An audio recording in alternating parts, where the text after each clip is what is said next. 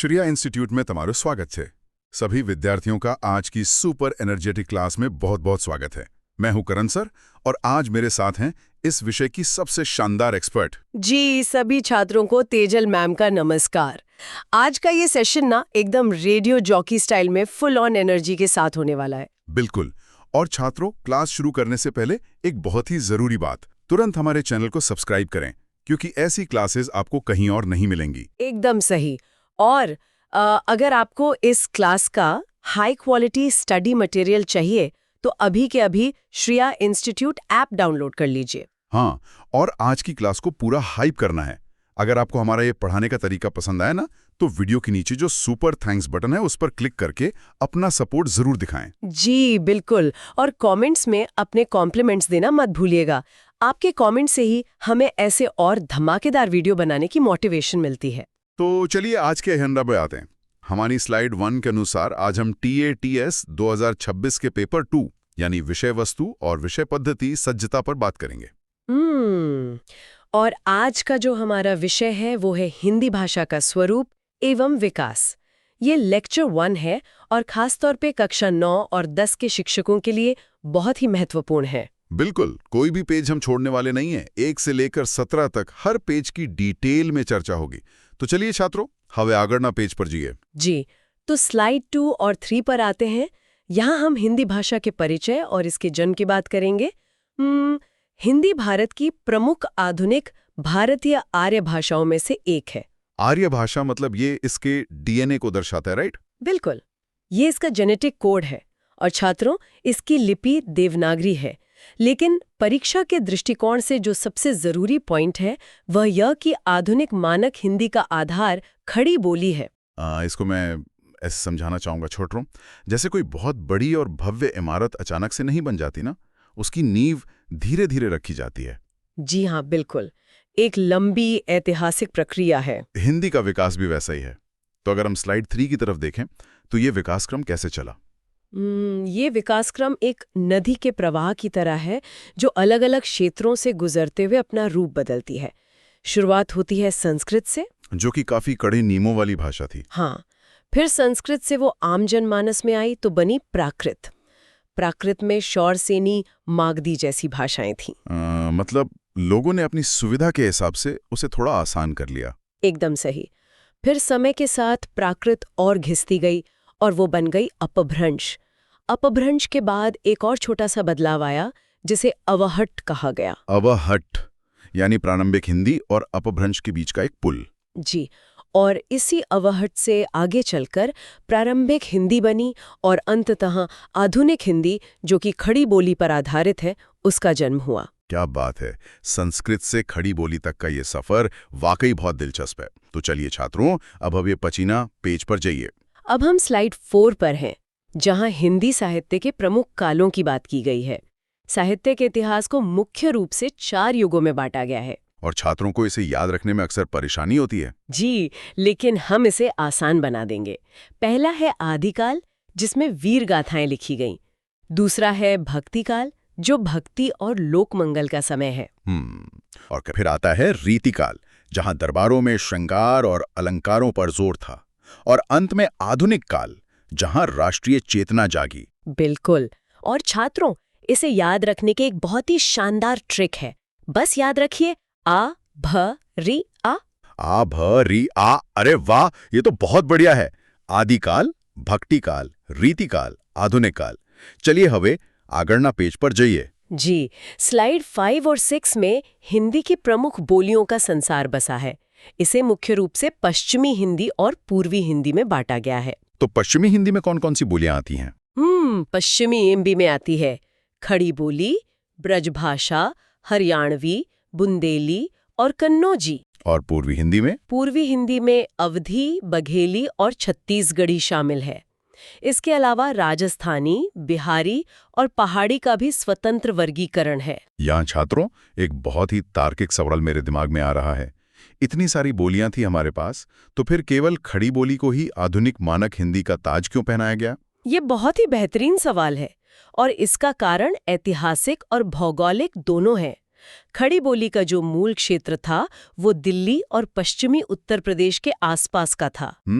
और दिल्ली हमेशा से राजधानी और सत्ता का केंद्र रही है। बिल्कुल। जब पूरे देश से लोग व्यापार या प्रशासन के लिए दिल्ली आते थे तो उन्हें बातचीत के लिए खड़ी बोली का ही इस्तेमाल करना पड़ता था। राजधानी से निकटता ने इसे मानक भाषा बना दिया। समझ गया, यानी सत्ता और बाजार ने खड़ी बोली को चुना। चलिए छात्रों, हवे पछिना पेज पर जाइए। जी, स्लाइड 7 और 8 पर हम ब्रजभाषा और अवधी की बात करेंगे। ये वो बोलियां हैं जिन्होंने सिर्फ साहित्य नहीं रचा बल्कि समाज की सांस्कृतिक चेतना को भी आकार दिया। बिल्कुल। अब ब्रजभाषा की बात करें तो सूरदास, रसखान और बिहारी जी ने कृष्ण भक्ति का जो साहित्य रचा है वो अतुलनीय है। एकदम सही। और दूसरी तरफ पूर्वी हिंदी में अवधी का महत्व देखिए। गोस्वामी तुलसीदास जी ने रामचरितमानस जैसी अमर कृति अवधी में ही रची है। मतलब इन बोलियों का साहित्यिक योगदान खड़ी बोली से भी कहीं ज्यादा रहा है शुरुआती दौर में। जी हाँ, बिल्कुल। चलिए साहित्य से अब थोड़ा भाषा के विज्ञान की तरफ बढ़ते हैं। अभी आगरना पेज पर जाइए। स्लाइड 9 और 10 में देवनागरी लिपि और वर्णमाला का विज्ञान समझाया गया है। ये लिपि हमेशा बाएं से दाएं लिखी जाती है। और इसके ऊपर जो एक लाइन खींचते हैं जिसे शिरोरेखा कहते हैं, वो इसकी बहुत बड़ी पहचान है ना। जी बिल्कुल। और सबसे बड़ी बात, ये पूरी तरह से उच्चारण पर आधारित है। जो बोला जाता है वही लिखा जाता है। इसमें 11 मुख्य स्वर हैं, जैसे अ, आ से लेकर औ तक। और व्यंजन भी क, ख, ग, घ से लेके म तक बहुत ही वैज्ञानिक तरीके से व्यवस्थित हैं। हाँ, लेकिन यहाँ परीक्षा की तैयारी करने वालों के लिए एक TAT नोट है। व्याकरण की अलग-अलग पुस्तकों में स्वरों और व्यंजनों की संख्या में थोड़ा अंतर हो सकता है। तो छात्रों को क्या करना चाहिए? उन्हें हमेशा अपनी परीक्षा के लिए जो मानक पाठ्य पुस्तक या स्टेट बोर्ड की बुक है उसी के वर्गीकरण को अंतिम मानना चाहिए। ये बहुत जरूरी टिप है छात्रों, इसे ध्यान रखिएगा। तो चलिए हवे पछिना पेज पर जाइए, जहां हम स्लाइड 12 और 13 के शब्द भंडार पर चर्चा करेंगे। जी, हिंदी की एक बहुत बड़ी भाषाई विशेषता यह है कि इसने अरबी, पारसी, अंग्रेजी आदि भाषाओं से शब्दों को बहुत खुले दिल से ग्रहण किया है। बिल्कुल। और इसके शब्द भंडार को 4 हिस्सों में बांटा गया है: तत्सम, तद्भव, देशज और विदेशी। तत्सम का मतलब है संस्कृत के वे मूल शब्द जो बिना किसी बदलाव के हिंदी में इस्तेमाल होते हैं, जैसे अग्नि। और तद्भव वो शब्द हैं जिनका रूप समय के साथ बदल गया है, जैसे अग्नि से बन गया आग। एकदम सही। छात्रों, इसको याद रखने के लिए मैं एक एनालॉजी देता हूं। मान लीजिए तत्सम वो व्यक्ति है जो एकदम फॉर्मल कपड़ों में सूट बूट पहनकर खड़ा है। अरे वाह। हाँ, और तद्भव वही व्यक्ति है जो घर आकर अपने कैजुअल कपड़ों या पजामे में आ गया है। पहचान वही है, DNA वही है, बस रूप थोड़ा आसान और आरामदायक हो गया है। हाँ, ये बहुत ही शानदार तरीका है इसे याद रखने का। अग्नि सूट बूट में है और आग कैजुअल कपड़ों में। बिल्कुल। और देशज शब्द वो हैं जो स्थानीय मिट्टी से निकले हैं, और विदेशी शब्द जैसे किताब, बाजार, स्कूल जो बाहर से आए हैं। जी। अब छात्रों, इस पूरी क्लास के सबसे बड़े अलर्ट वाले हिस्से पर आते हैं। हवे आ गए न पेज पर जी। जी, स्लाइड 11। राजभाषा और राष्ट्रभाषा का सबसे बड़ा कंफ्यूजन। ये TAT परीक्षा का एक बहुत बड़ा ट्रैप है। हाँ, यहाँ मार्क्स कट सकते हैं। तो मैम ये बताइए कि क्या हिंदी भारत की राष्ट्रभाषा है? बिल्कुल नहीं, और यही संवैधानिक सत्य है जिसे छात्रों को गांठ बांध लेना चाहिए। हिंदी भारत की राष्ट्रभाषा या नेशनल लैंग्वेज नहीं है। तो फिर संविधान के अनुसार इसका दर्जा क्या है? भारतीय संविधान के अनुच्छेद 343 के अनुसार हिंदी भारत संघ की राजभाषा है, यानी ऑफिशियल लैंग्वेज, जिसमें शासन और प्रशासन का काम होता है। यानी राष्ट्रभाषा वो होती है जो पूरे देश का प्रतिनिधित्व करे, लेकिन भारत जैसे विविधता वाले देश में किसी एक भाषा को राष्ट्रभाषा नहीं बनाया गया है। एकदम स्पष्ट। परीक्षा में अगर सवाल आए तो छात्रों को हमेशा राजभाषा ही टिक करना है, वरना ये जाल आपके मार्क्स काट लेगा। बहुत बढ़िया। तो चलिए अब परीक्षा की अचूक तैयारी करते हैं। हवे पछिना पेज पर जाइए। स्लाइड 14। यहाँ सुपर इंपॉर्टेंट फैक्ट्स की एक क्विक चेकलिस्ट है। इसे हम तेजी से रिवाइज कर लेते हैं। बिल्कुल। मानक हिंदी का आधार क्या है? खड़ी बोली। लिपि कौन सी है? देवनागरी। और संघ की राजभाषा अनुच्छेद 343 के तहत हिंदी। सूरदास जी ने किस में लिखा? ब्रज भाषा में। और तुलसीदास जी की रामचरितमानस? अवधि में। बहुत बढ़िया। अब छात्रों तैयार हो जाइए आज के रैपिड फायर टेस्ट के लिए। હવે આગળના પેજ પર જઈએ, સ્લાઇડ 15 પર, જહાં हमारे पास हैं 10 TAT मोस्ट एक्सपेक्टेड MCQs। जी, कोई भी प्रश्न छोड़ना नहीं है, मैं तैयार हूँ, आप सवाल पूछिए। पहला प्रश्न, आधुनिक हिंदी का आधार कौन सी बोली है? इसका सही उत्तर है खड़ी बोली, क्योंकि यह दिल्ली के आसपास बोली जाती थी।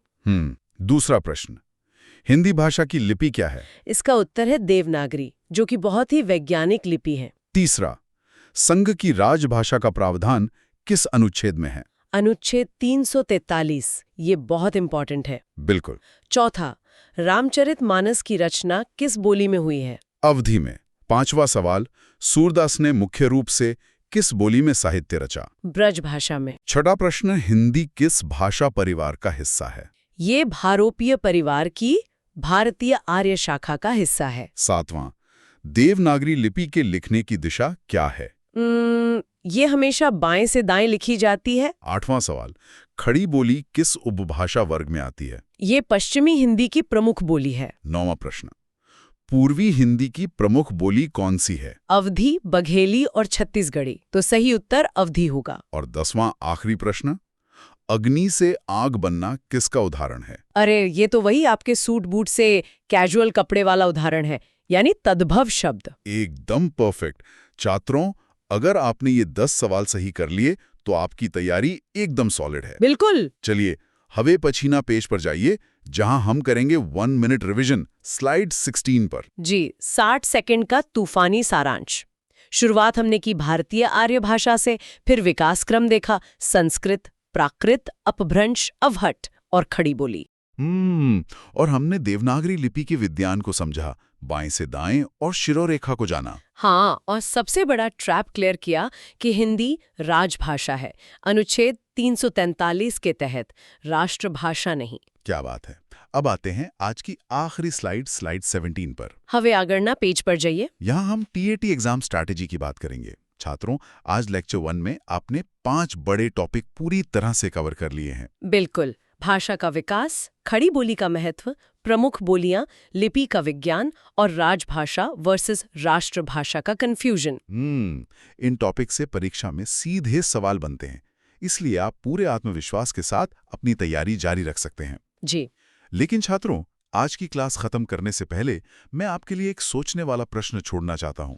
वो क्या है सर? देखिए, आज हमने संस्कृत से लेकर आधुनिक मानक हिंदी यानी खड़ी बोली तक का सफर देखा, लेकिन जरा सोचिए, आज के इस डिजिटल युग में, हाँ, जहाँ इंटरनेट और सोशल मीडिया का जमाना है। बिल्कुल, जहां हम टाइपिंग के लिए रोमन लिपि का इस्तेमाल करते हैं और इंग्लिश का चलन बहुत बढ़ गया है, तो क्या हिंदी अपना एक नया रूप या नई बोली विकसित कर रही है? ये तो बहुत ही गहरा सवाल है ना? आने वाले 100 सालों में हिंदी का स्वरूप कैसा होगा? क्या ये इंग्लिश ही कल की खड़ी बोली बन जाएगी?